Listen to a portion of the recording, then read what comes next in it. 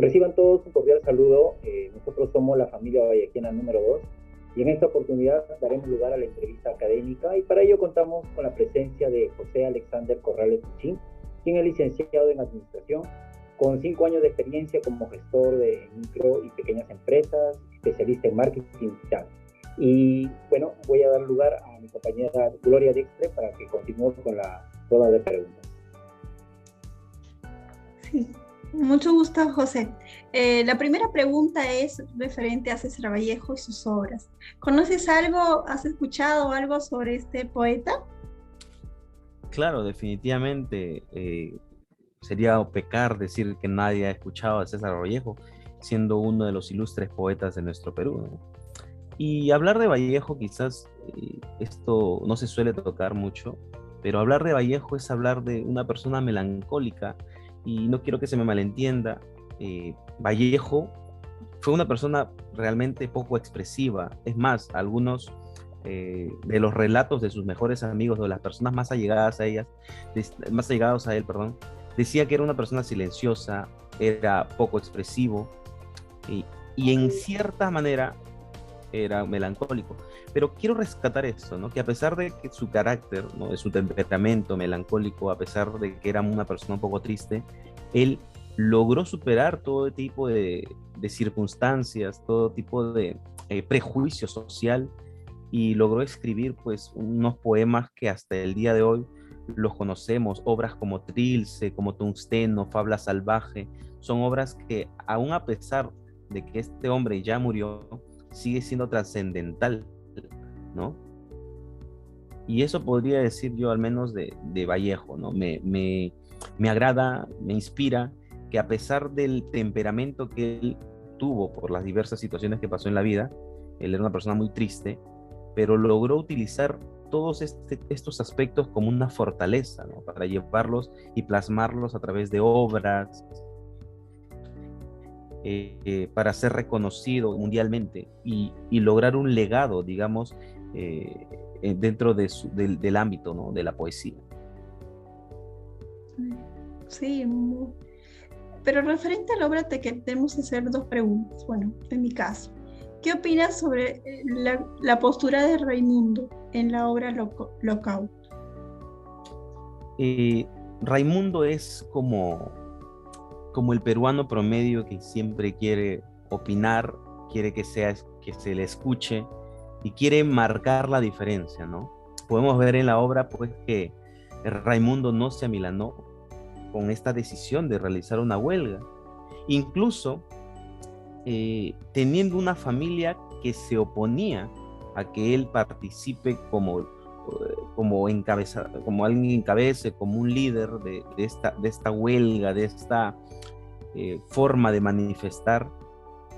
Y lo más crudo o lo más, digamos, triste de esta situación es que él llega a perder su familia producto de esta revolución que trató de hacer, ¿no? Entonces decía, Raimundo es como el peruano promedio que quiere que su voz sea escuchada, que quiere que hayan más leyes derechas y justas para su nación, pero que muchas veces va a tener que perder lo que más ama a fin de que pueda lograr el objetivo por el cual él empezó, ¿no? En este caso una huelga, ¿no? Entonces vemos a este hombre, este Raimundo, que sin duda es un hombre muy valiente, ¿no? Al no amilanarse, es un hombre con mucha decisión y es un hombre que no solamente quedó en pensamiento, sino también realizó o concretó las acciones, o concretó los pensamientos que tenía y los volvió a acción. Claro, José. La siguiente pregunta que te quiero hacer es, ¿qué tipo de pensamiento tiene la obra o qué tipo de pensamiento plasma Vallejo en esta obra? Mira, si hablamos de pensamiento, podríamos hablar de una serie de posturas, ¿no? En este caso, vemos que hay un ámbito marxista, ¿no? Muy pocos que conocen la historia a profundidad de César Vallejo van a entender que Vallejo tenía una postura comunista. Y cuando me refiero a una postura comunista, no me estoy refiriendo a lo que hoy conocemos como comunismo, ¿no? El comunismo de antes, digamos, era un comunismo centrado, un comunismo que trataba de que todas las personas tengan todas las cosas en común, comunismo, ¿no? Todos tengan el mismo trato, todos tengan, de pronto perciban en cierta manera las mismas condiciones que todos los demás, ¿no? Ese era el real comunismo. Y Vallejo, César Vallejo tenía una postura comunista. Lo que hoy vemos del comunismo ha cambiado completamente, ¿no? Es más parece egoísmo, ¿no? Alguien que quiere las cosas para sí. Y cuando hablamos de comunismo, hablamos de una ideología marxista, ¿no? En este caso, la obra, Lockout, explica una realidad torcida y errónea de una sociedad.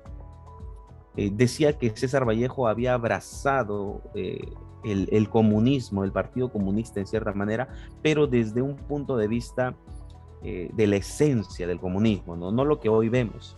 Por otro lado, también tiene un pensamiento filosófico.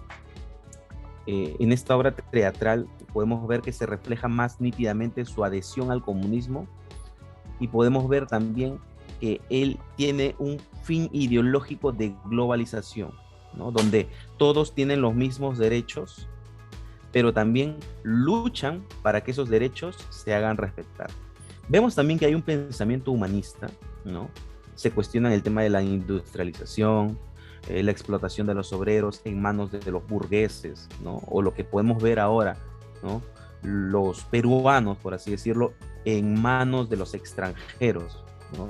Entonces, hay un pensamiento humanista, la denigración de la fuerza de trabajo, en la reducción de sueldo, el desplazamiento del hombre por la máquina.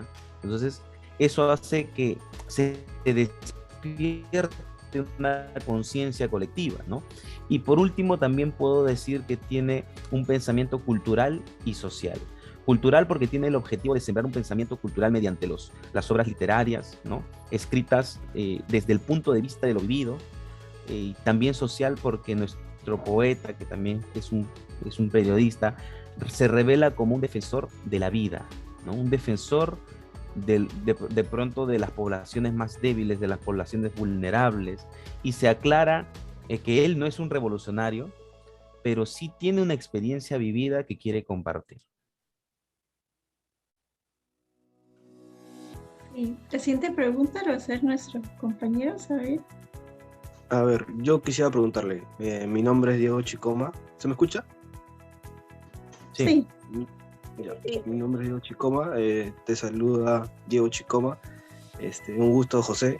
Lo que yo quisiera preguntarte es, en base a la obra, como se sabe que existe ahí un fragmento de abuso de poder, si tú en tu experiencia, en tu formación laboral, has llegado a vivir alguna experiencia, ¿no?, de abuso de poder. Te voy a comentar algo que no es de pronto desde un punto de vista laboral. Hace un tiempo atrás se quiso imponer la ideología de género en la malla curricular de los estudiantes. Producto de ello, un grupo de personas se manifestó, ¿no? Y salieron las marchas populares de Con mis hijos no te metas. Desde mi punto de vista profesional, me puse a pensar en que este tipo de marchas quizás no podría llegar a un objetivo común, ¿no? El objetivo esencial de lo que ellos querían.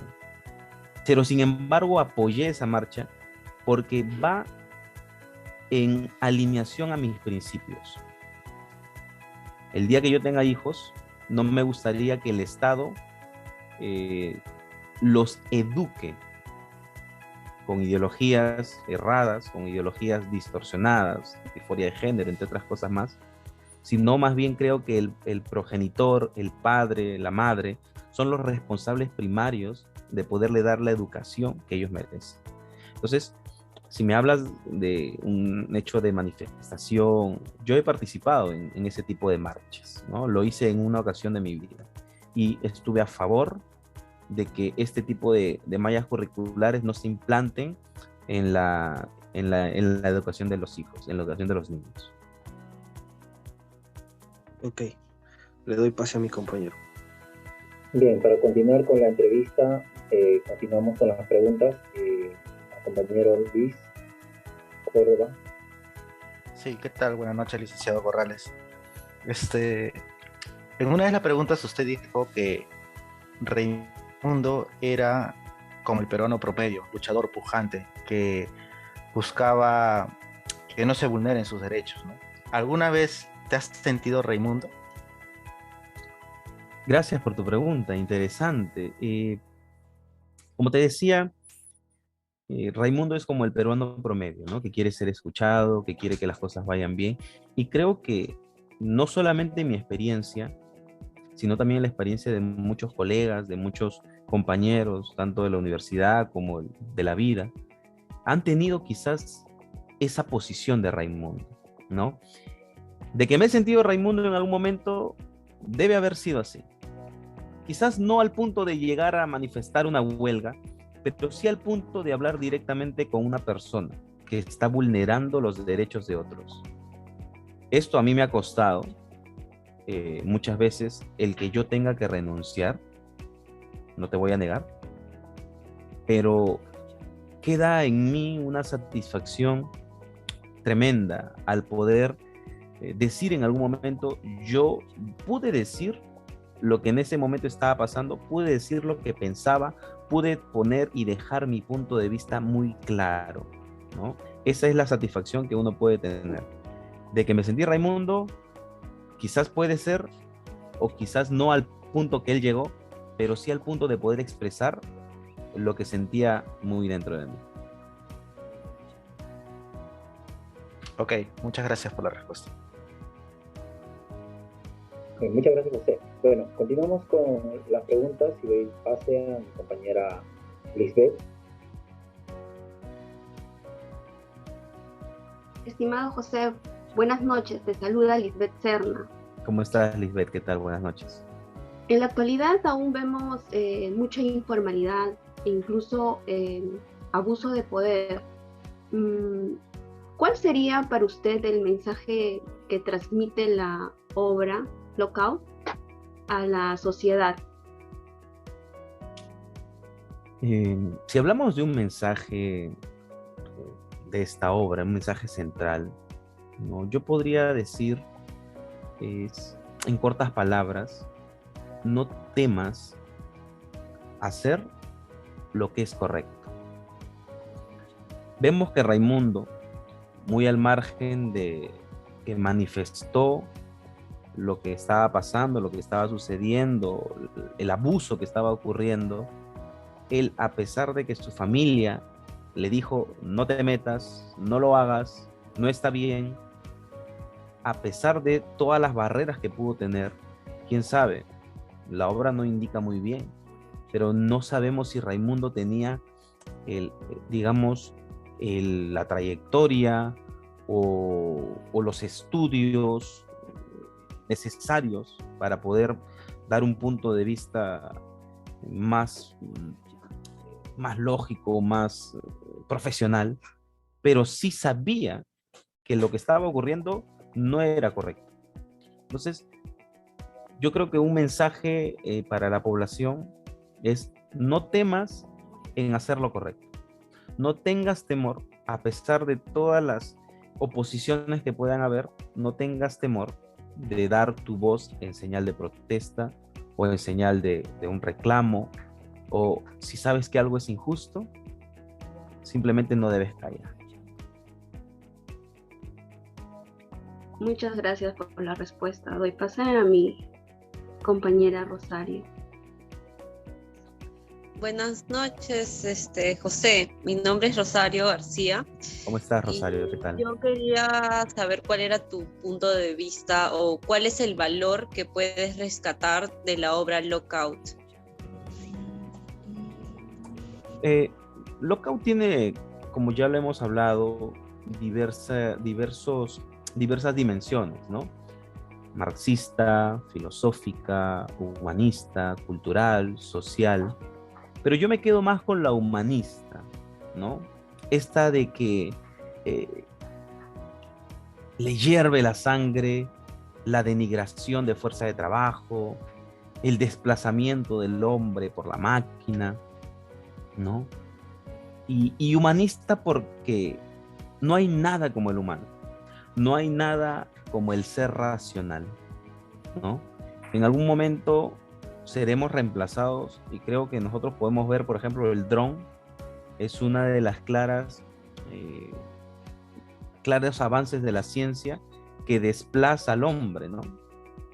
El dron prácticamente reemplaza a un camarógrafo con helicóptero, ¿no? Pero no hay nada como lo humano, no hay nada como lo racional del hombre, ¿no? El hombre jamás va a poder ser reemplazado por una máquina, y no solamente por su capacidad de análisis, sino más bien por su capacidad de sentir. Entonces vemos que en esta obra hay cuestionamientos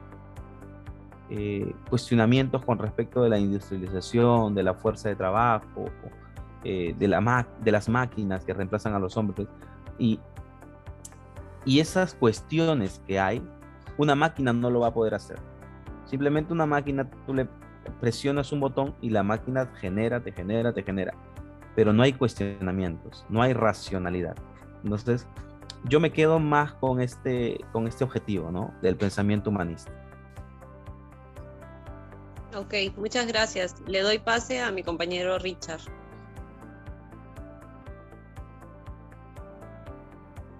Sí, ¿qué tal? Buenas noches. Buenas noches, estimado. Mi consulta era la siguiente. ¿Qué tal?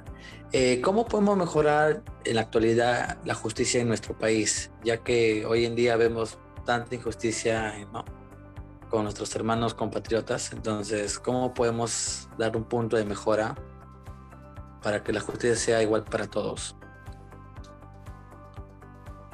Mira, tenemos que partir del punto de vista de lo que significa justicia, ¿no? Justicia viene de equilibrio, justicia viene de equidad, viene de ser justo, ¿no? Hoy por hoy te podría decir que no hay justicia.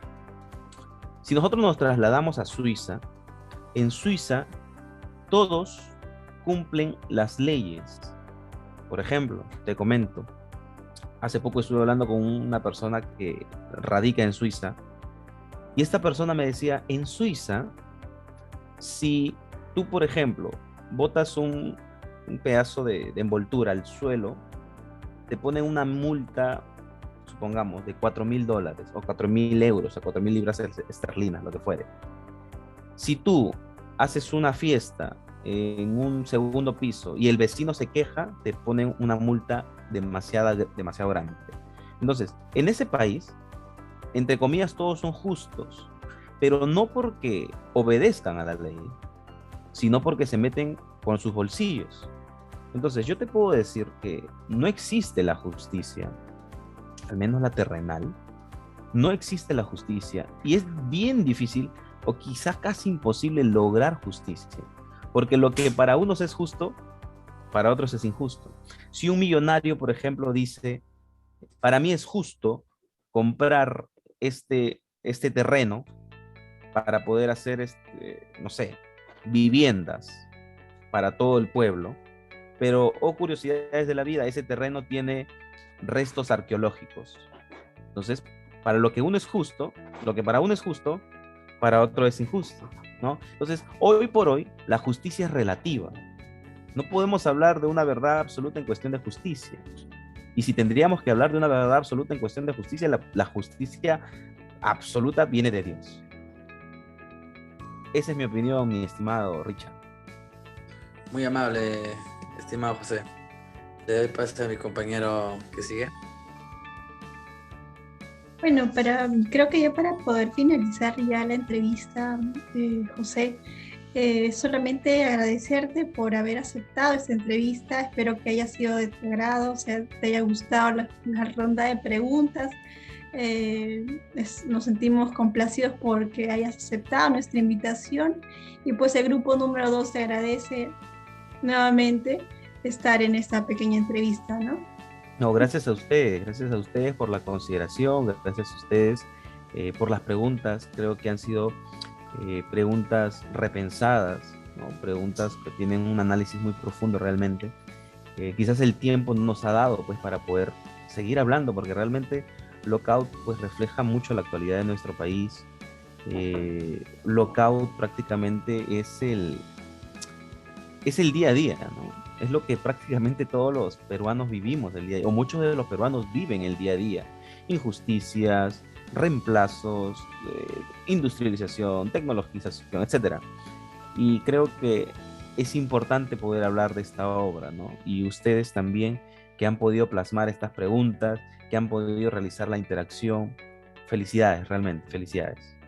Gracias una vez más, y sí, esta obra nos ha gustado y queremos un poquito aprender mucho más, ¿no? Y es algo que nosotros vamos a usar y plasmar en nuestras vidas. Gracias. Gracias a ustedes. Muchas gracias. Muchas gracias.